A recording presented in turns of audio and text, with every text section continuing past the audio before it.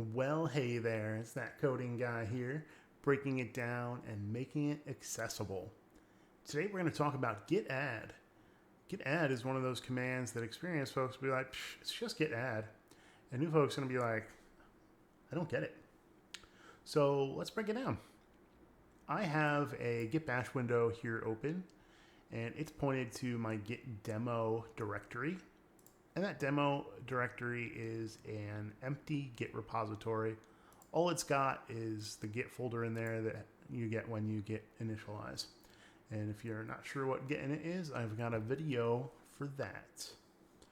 But I'm going to go ahead and create a new text file here. So I'll go to new rich text document and call it file 1. All right, and now if I do a git status, we can see that Git knows about this. It's an untracked file. It says, hey, use git add file to include it in what will be committed.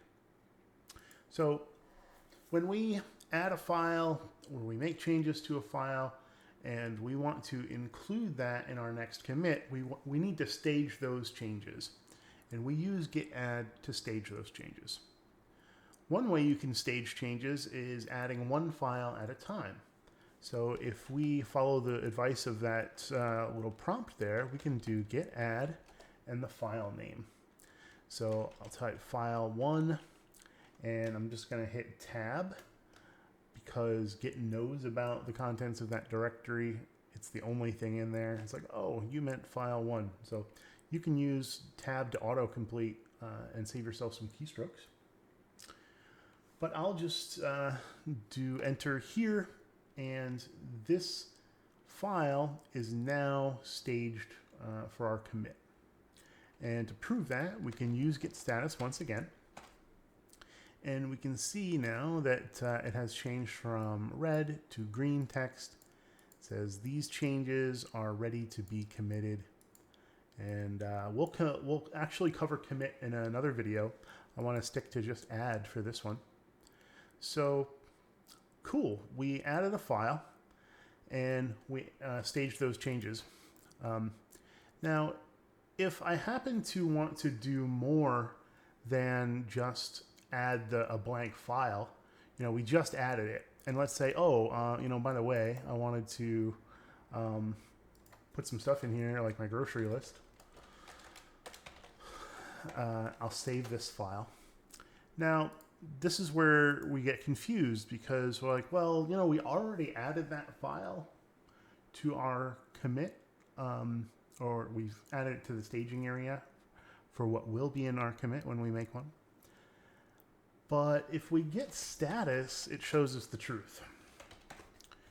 So the truth is, even though we added that blank file, that brand new file a moment ago, that file has been modified from its previous state when we added it in Git.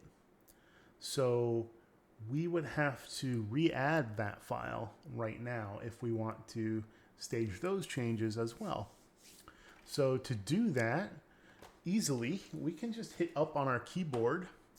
That takes me to my previous command that I ran here in Git Bash, and if I go up one more time in our history, we get back to git add file 1 RTF.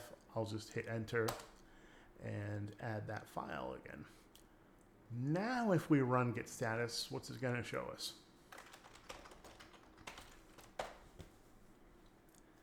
That's right. It shows us that it is once again ready to be committed. Now, if you're normally just working along and stuff, we probably wouldn't have added the file into Git right away. We would have created the file, changed it to what we wanted, and then maybe added it later or at the end. So this is just for demonstration. So that's adding one file at a time. What if we wanted to add a bunch of files? So I'll add, or create, I should say, a couple more files here. We'll do file 2 and we'll do a new folder. and inside that folder we'll create a new file too. And that's going to be file 3. All right, and I'll just go back. So cool. Now if I do a git status, right, git status shows us the truth. What have we got? We've got the original file that we created, file 1. We added the file, and then we've got these 2 untracked guys that we just created. We got file 2 RTF and folder 1. So I could go back and add these one at a time. I could say git add file2.rtf and then git add folder 1, or I could use a shortcut command like git add dot.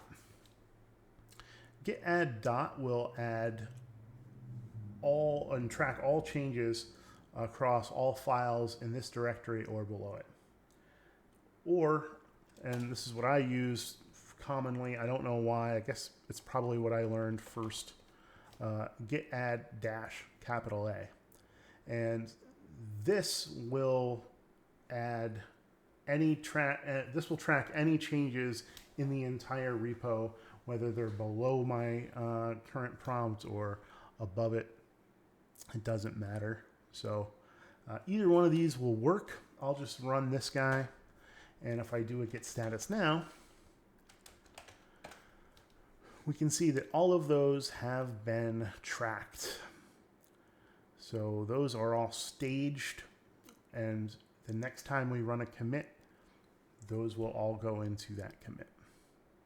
So the thing about add, you know, if you're just starting out, just, you know, try to be careful with what changes you actually add. And as you gain more experience, you're working with many more files, you're working with many more changes to those files. And if you're working on different branches in a team, you'll want to become very surgical on which changes and which files you actually want to stage into your commit. Because, you know, maybe you made some CSS changes over there and you were working on something to get it to look right, and then all you really wanted to stage was some of the JavaScript or something. So you could just surgically add those JavaScript files one at a time and then leave all the CSS commits out of it, or, you know, vice versa or whatever. That'll come with experience. And so I always recommend, you know, before you just go add -a or a git add dot, do a git status, check each of those files, make sure that there are changes in those files that you actually want to commit, and then be surgical about which ones you do add.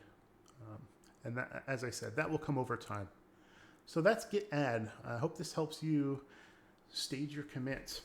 Cheers.